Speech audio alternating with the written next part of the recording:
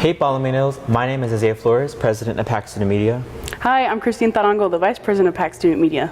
And PAC-Cast is back. We're here today to connect with the community, to discuss life on campus, and learn from the incredible people at PAC.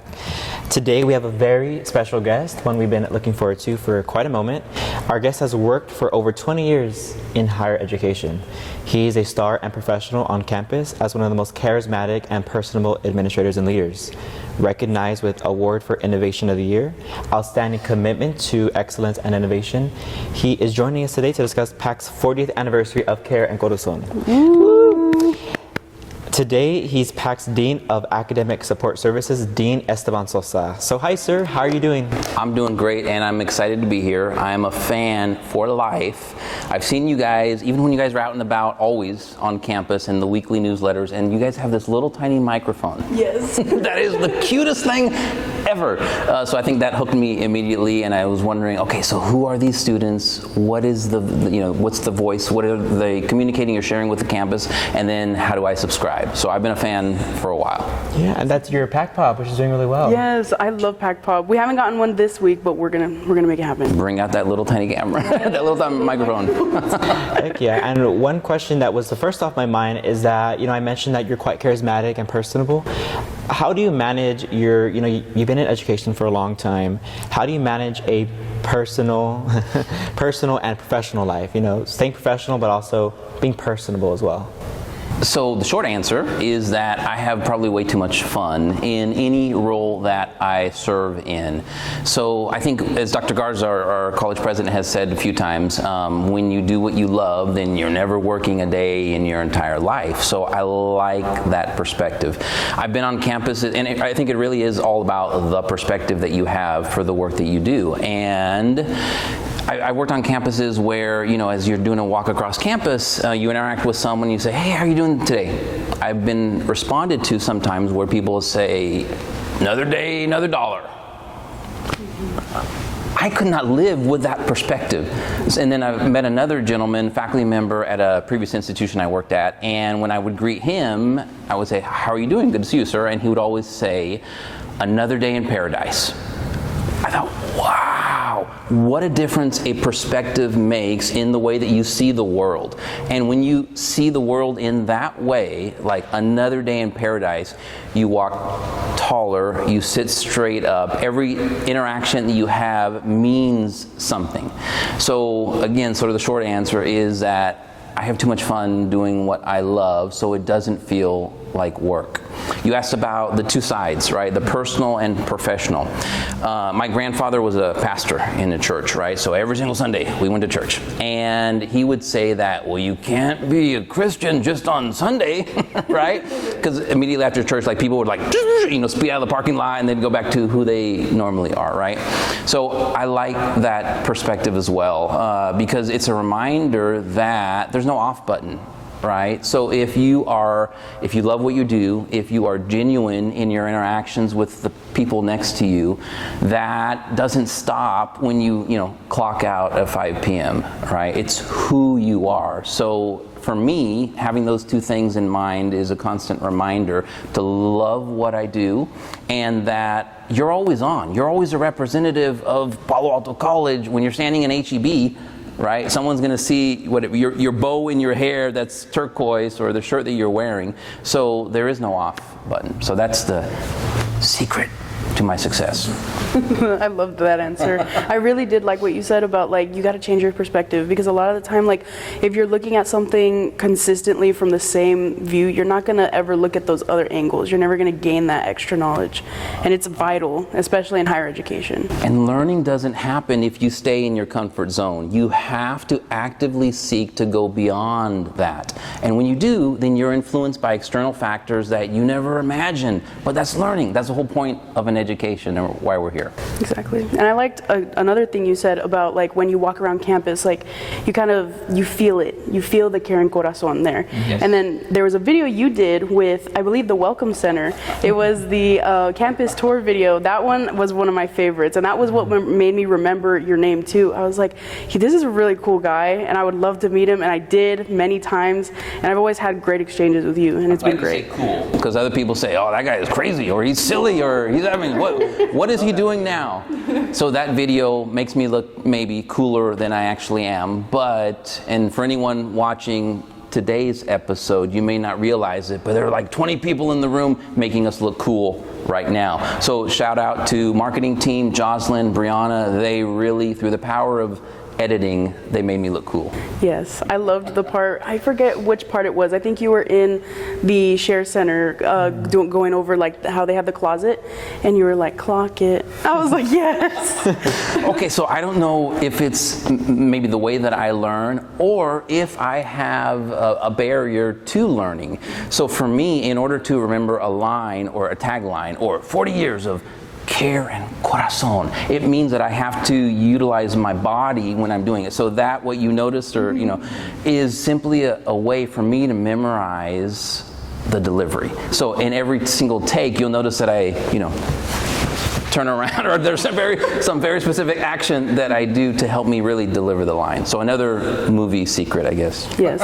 Honestly, that's kind of me too, because Isaiah and many of our other members have pointed out every time I start a video, I go, hey guys, it's like my calling We'll have card. our mannerisms. That's yes, you. our mannerisms. Isaiah, do yours. I'm like, hey guys, what's up? Welcome to PAC's to the media. It's like, it's incredible though, and I like what you're saying. You carry your spirit everywhere you go. Yes. And it kind of makes me think of how you are with PAC Pop. You go on campus and you're just putting yourself out there. You don't know who you're going to run into. Yeah. We get lots of no's with PAC Pop. People just do not want to be on camera, and that's cool. Exactly. So I admire that a lot. And I admire that you don't let a no get in your way of delivering a great interview. Exactly. Sometimes the no's are what make me want to do it more. I'm just like, I need something. It motivates you a little bit sometimes. Not even like a negative emotion. It's just like, okay, I'm going to make someone want to say yes. Like, I'm going to show this off and be like, this is such a cool thing. I'm going to make them want to be a part of it. And then when you do get that yes, then you can do the Isaiah's happy dance. And I get to do my rainbows, my double rainbows. like, hey guys. That's great. Well, we were actually looking at your portfolio, and you were at Dallas College for a bit, right? Yes. Yeah. So I was at Dallas College for, I think, around 8 years. Yeah. It's incredible. And what do you do? How can you explain your role here at PAC and how you impact everybody? So if I were to hold my business card, it would say Dean of Academic Support Services. What that really means is that it encompasses 4 different departments: library, community programs, teaching and learning center, and tutoring. So I guess in my mind, it's a solution for everyone. So if you need help with a research project, the library is going to hook you up. If you need support in the classroom, then we've got professional tutors that cover a wide range of topics. They're going to help you pass the class, hopefully get maybe an A or a better grade than you would have on your own. I think the challenge that we have, and then also community programs, if you're not sure what the first step is, right? Or if you haven't even obtained like a high school diploma, community programs has a solution for you, and multiple pathways that start at community programs and then end with our CTE programs. So those all lead to in-demand occupations with living wages. So we have a bright future. I think the challenge that I had when I was in school, and I won't generalize and say that students have, but that I had, is that I was the first breaking through barriers. So because of that, I was self-conscious. And I didn't know if I was asking a stupid question, or there was hesitation there for me to raise my hand and say, I need help. There's nothing wrong with that. And now looking back, 20 years later, I should have. And really, the only thing stopping me was myself. So I want to ensure that every single student at Palo Alto College knows that we have a variety of resources for them to ensure their academic success. So that's what I do. Gotcha. Yeah. And so there's been some character development there. So at one point you were the student who couldn't ask questions, and now you're on the other side. What is that like? So I think I'm still the student.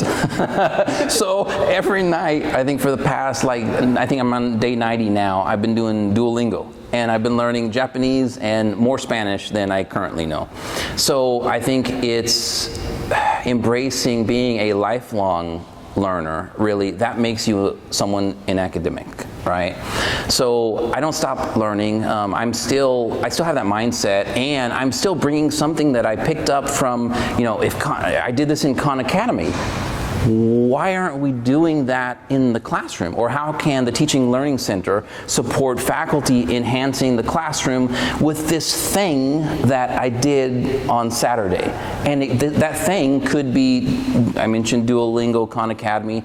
It could be the fact that when you go to Subway, they gamify the experience. So like the 6th sub is free, right? What if in the classroom we gamified learning? Like what would that look like? So I'm still a learner, that's how I feel. And there's excitement in bringing some of that into the areas or the departments now that I oversee. Because I benefit from it, and if I do, then there's someone else just like me who will benefit from it as well. Mm-hmm. And I like that, because I think that's a big thing, that growing a brand and also growing education and furthering, and also just retention too.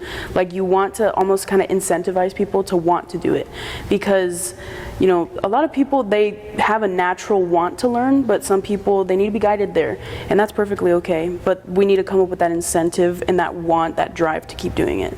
So that's an interesting aspect. Mm-hmm. So earlier you asked me, do you dance? And I was like, oh, am I good at dancing? But you asked me a question, and momentarily I hesitated before jumping all in and saying, of course I dance, check me out. So what I've found, even in my own family, is that an incentive is necessary for folks, in my case, my nieces and nephews, to get out of their comfort zone, to test themselves, to prove that they're highly capable, just like every single Palo Alto College student. So in my family, for Christmas time, I incentivize Christmas. So I ask them to show me their report cards, and for every A, I give them $15. So that one thing, it really is one small thing that I do in my own family. Now, they're unstoppable because they were momentarily tested. So first it was extrinsic, right? It was an external reward that I gave them money. But now it's intrinsic. They've embodied like, yes, I can. And well, I got an A before, I can do it again. Or yes, I'm a good dancer.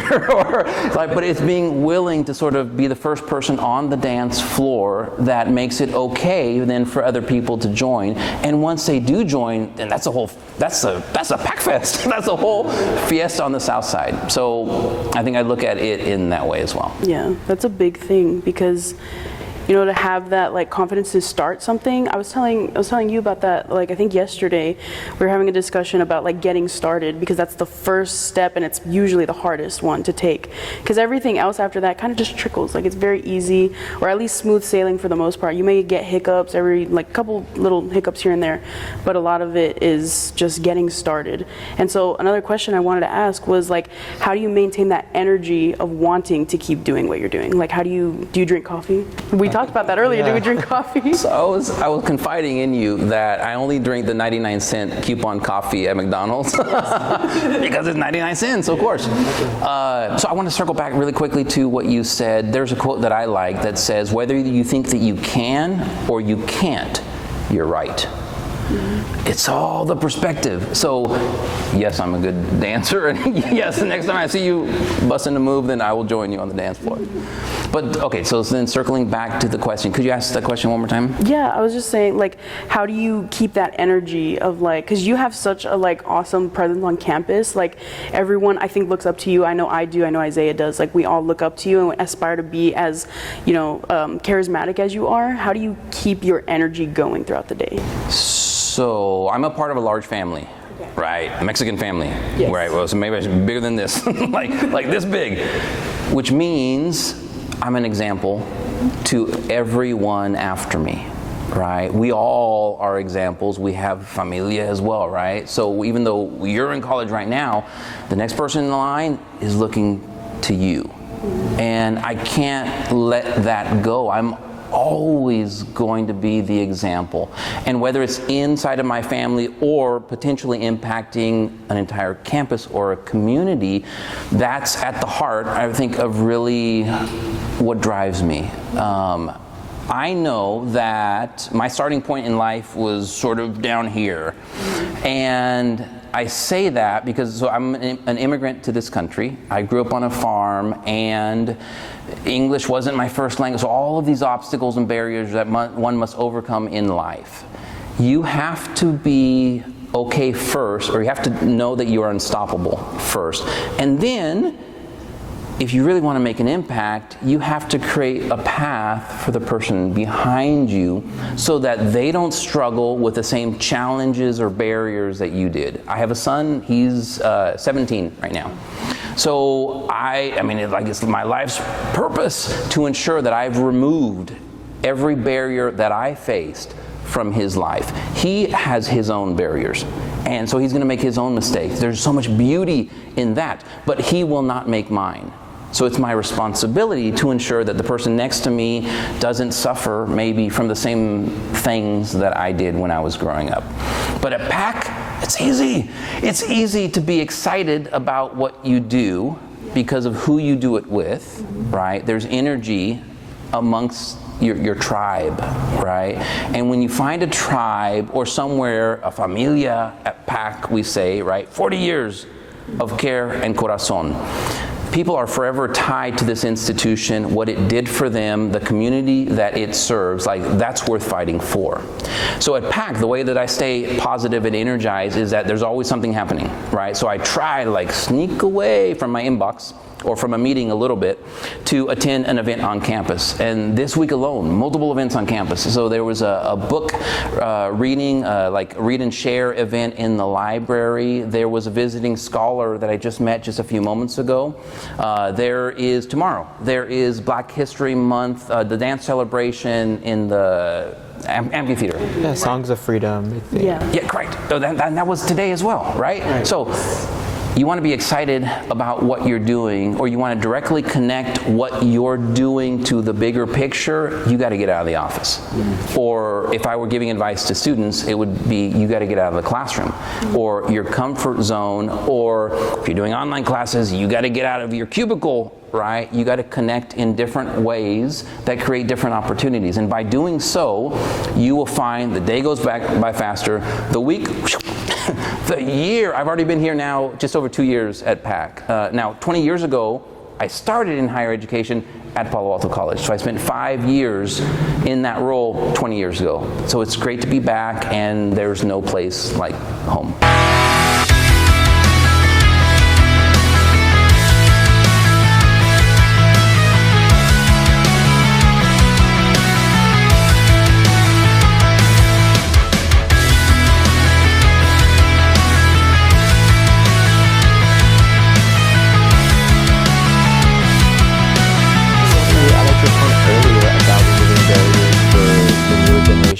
I thought that was interesting because one of your other roles was, I believe, a dean of e-learning and instructional support, and that's interesting because I know me and you, we grew up on iStation using computers in elementary school. What do you think about technology in the classroom today? Because that's something that you personally have experience with. So my role has always been to support learning, right? Teaching and learning, right? So either that's directly impacting the students, or it's supporting faculty desiring to impact the students. Technology is this amazing thing, but it's still a thing, a tool, right? So we can, hype up technology as the next big thing, and we can get excited, and we should be, about technology and, let's say, generative AI and all ChatGPT and all these things that make different parts of our life a little bit easier. There's beauty in that. So I think that it's about embracing technology, or at least having a fundamental understanding of technology. And nowadays, with technology, I think it's about, because you can easily obtain information. You can pop it in your phone and say, hey, what's 10 ways to, or tell ChatGPT to create a list of 10 things. So when you create information instantly, do you have the skills that complement the answer? Because it's not about the answer itself, it's about being able to fact check. If we were in the library, I'd be saying that the librarians are going to say, who's your source? Where did you get that information from? And can you critically think about the answer? So technology, I am forever enamored with technology. Even the cameras that are pointing us right now, and the tripods and the wireless lavalier microphones, technology is like the coolest thing ever, because it enables, or it empowers us, but I think it's still about us. So it's about the human aspect and bringing the best of who we are, utilizing technology as a tool to be more efficient or to build a community or whatever it is that we want to achieve. So I'm excited about technology, but I think that it should be partnered with real life practical skills, the best of what make us human. Yes. Yeah, and for you personally, is there anything you do that's very low tech? Like, for example, we were just talking yesterday about how we are starting to type our notes. Yeah. Writing just takes so long. I love just like. So, do you still use pen and paper? So I get teased a lot by anyone who works with me because if you go to my office, there's like sticky notes everywhere, right? Okay. Sometimes I get excited because they're multiple color sticky notes, right? So I geek out about things like that in the same way that I would geek out about our wireless microphones. Okay.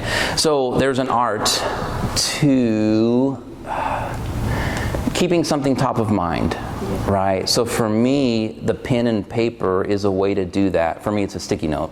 But digital, like, oh, you can't take away my laptop from me, like ever. You talked about a previous role that I had at another institution at Dallas College. So a coworker reached out from Dallas College, and it's been at least 2 years since I've left that role. And they asked me, hey, we interacted with this vendor, and I wasn't sure who was at the meeting or who had the action item, who was it assigned to? So I just looked back to notes that I had, and I keep great digital notes. So for meetings, man, everything's in a digital note. And I was able to give an answer from 2 years ago. I wouldn't have that sticky note still in front of me, and I wouldn't have remembered if I was relying just on myself as well. So there's beauty in the handwritten art. We like typing them. I like the tactile experience too of a paper. But for you, what are, we're in a transition period when it comes to technology and education, for sure. Do you have any advice for new Palominos just joining? Okay, so I have to admit, or maybe not admit, confide, or share, that I was wondering about such a question. And my first instinct was to think back to lived experiences, and then opposite, I went to ChatGPT and I said, create a list of, life skills for college students to prepare them for success beyond college. And ChatGPT it spit out a really great answer. So it gave a lot of different, so if you'll let me cheat momentarily, I can reference a few of those. Okay, so one of the items, it talked about basically never stopping learning, right? It talked about specifically micro-learning. So for me, I mentioned learning Japanese. So I think we each have to be continuously tested. Like, learning doesn't stop once we graduate. It's not about that. It's about embodying that curiosity over a lifetime. And if we do that, then that will serve us well in any role, in any environment, in line at HEB, because I'll be able to speak Japanese with the person behind me. Another one it talked about was strong communication skills. And in order to have strong communication skills, that requires, again, that you sort of go out of your bubble, that you be the first person on the dance floor, right? Or that you volunteer or you participate in ways that maybe weren't natural to you. As long as you do that, then any employer will extremely value, they call them essential skills or soft skills, right? Those perfectly complement the degree or the technology skills. But without the soft skills or the essential skills, then I think you're doing a disservice to yourself. So let me find one other good one. Okay, so the one I really liked was that building a professional digital presence. So that involves, digital presence nowadays, right, and even beyond the college environment is really about, well, for me, maybe I'm incorrect. I was going to say that it's about connecting with other professionals. Right. But I need to correct myself because even my way of thinking is not entirely accurate. I need to be a little bit wider in my embracing of this answer. So digital presence could mean what I was going to say, which is your professional profile, like on LinkedIn.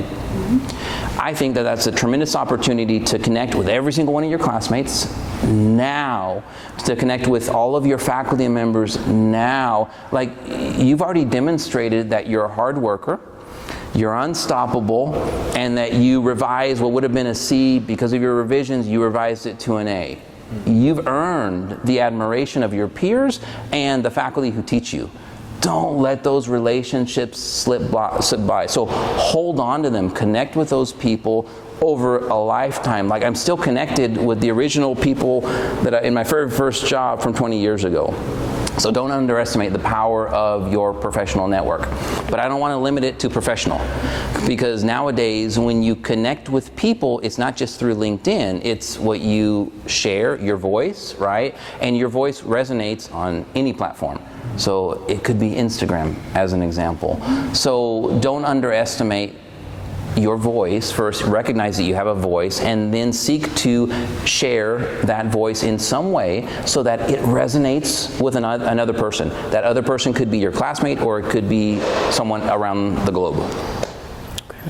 And to your point, it's kind of like our digital lives are it's its own universe, because there's LinkedIn and then Instagram, and then you want to maintain like your consistent personality throughout all of them. And to your point earlier about technology in the classroom, we're actually having this conversation yesterday where it's like, I was wondering, like, when we do tests, I was joking, why can't they just give us the answers and we remember the flashcards instead of having to dig through a textbook? And I thought that was I think you're kind of correcting me, like, you need to learn. Yeah. Like, you need to actually dig through the information and understand it, and kind of have that spirit of learner. And by the way, you're not wrong in your, let's say, assumption. Well, why can't it be this way? You're questioning the status quo. By doing so, you're learning, because you're challenging preconceived ideas about a singular answer or a singular method. The way that you learn, or the way that you dance is different than the person next to you. So there's no right way. Whatever works for you is the right way. And you mentioned flashcards and things like that. So my wife is Japanese, so she's from Japan, which hence why I'm learning Japanese. Okay. So she uses flashcards for everything. So she memorizes thousands of kanji, and that's not my method. Okay. But for her, it works effectively. When I was in college, I would take the answer and then I would form a question so that I only had to memorize the one answer. So for me, and then I would create study groups, and people would say, like, well, how'd you get this test? It wasn't a test, it was just the way that I learned. So the way that you learned is the right way for you. Yes. And then, just as we're wrapping up, I wanted to ask, me and Isaiah both reviewed like your resume that you sent, and we both saw that you worked for the Disney Institutes. You often asked yourself, what would Disney do? So what was that like? So I have to clarify that I attended 3 different Disney Institutes, which was the best experience ever. So Disney never put me on their payroll, unfortunately. But Disney, or I guess my takeaway from that experience is really, what would Disney do? But people say Disney, right? But I've seen the same thing. People say WWJD, right? So what would Jesus do? When you ask these types of questions, again, you go beyond your own circle of comfort, and you bring in external influences like Disney or Jesus or Britney Spears or whatever those. Or Dean Sosa. Or Dean Sosa.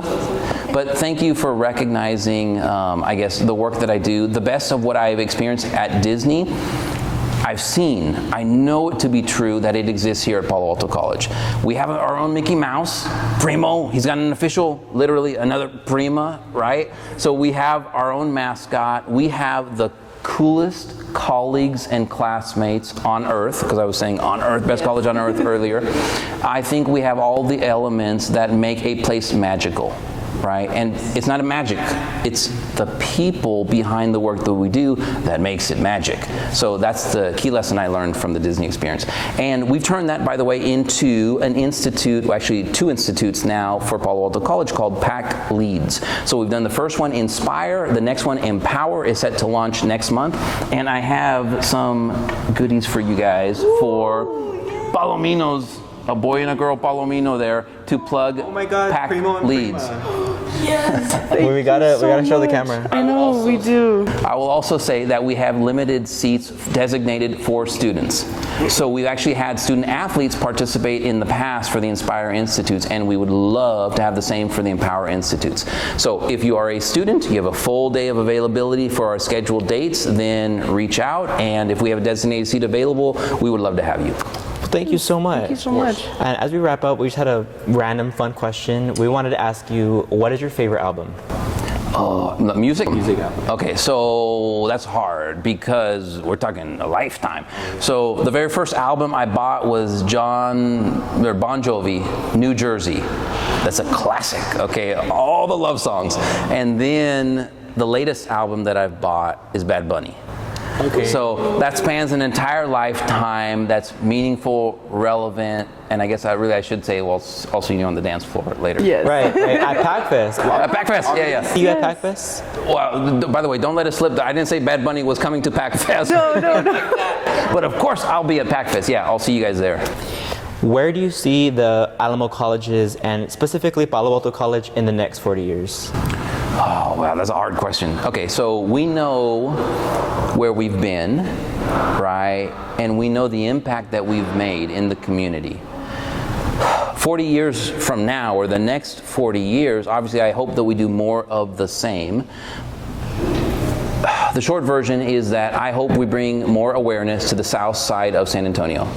There are elements here, unlike other parts of the city of San Antonio. I am forever proud of the south side, the Care and Corazon that I see every single day, the cultura, the language, the familia down here, the culture.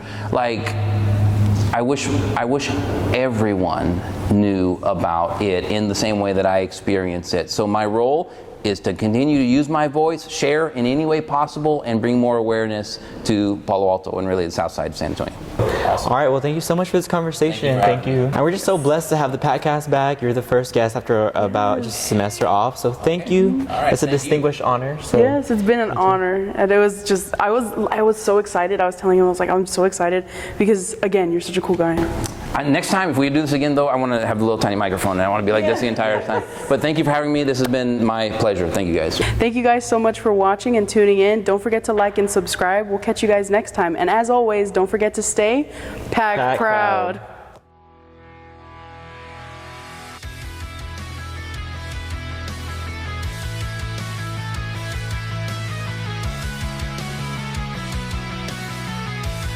We did it! Like this? Clock it! Wait, can you give us a clock? Can we please do? Are we doing we all have to do this in. You're one of our best guests. I almost want to be interviewed by you. Like, do you have any questions for us? Flip the script next time. Yeah. That would be cool to interview you guys. Yeah.